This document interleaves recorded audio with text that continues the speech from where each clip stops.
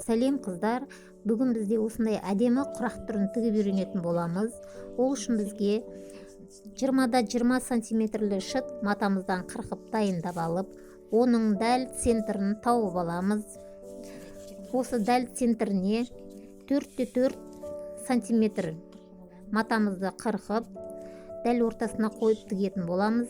Және де 6-6 сантиметрлік матамызды қырқып, дәл ортасынан бөліп, үш бұрыштар дайындап аламыз. Және де ені 3 сантиметр ұзын екі түрлі матадан ленталар қырқып дайындап аламыз.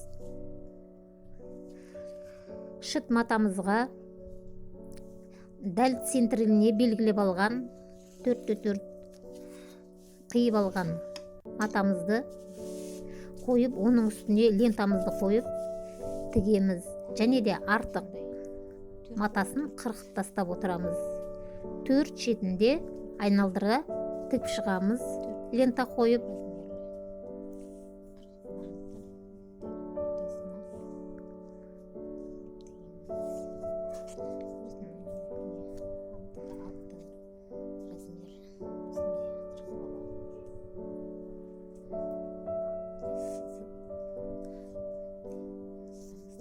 Менде тігіп жатқан матам королевский велюр.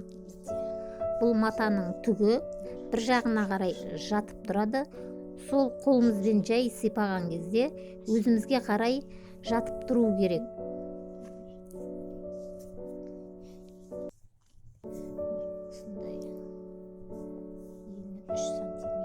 Енді 4 шетіне 3 бұрышымызды тігіп шығатын боламыз.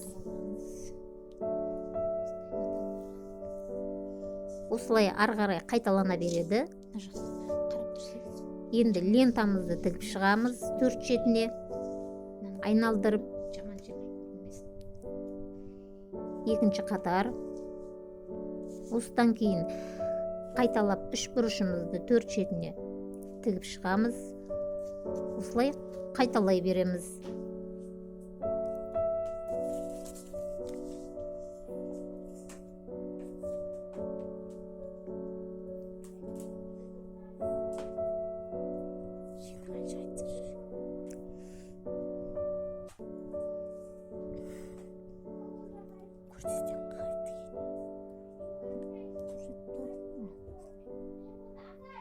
Төртінші қатар тіктік. Енді ең соңын 3 бұрыш мезбен аяқтайтын боламыз. 4 шетіне 3 бұрыштарды тігіп шығып,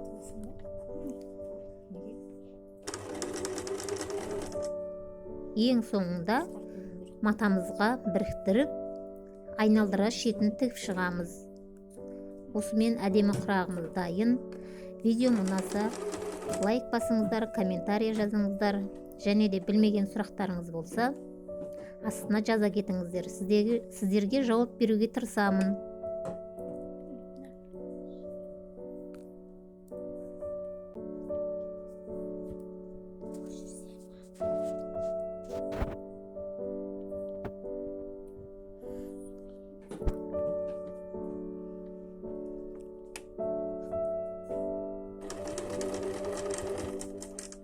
Міне қыздар, әдемі құрағымыз дайын болды. Артық маталарын қиып тастаймыз. Ендігі видеомда сіздерге осы құраған құрақтарымыздан көрпеше жасауды үйрететін боламын.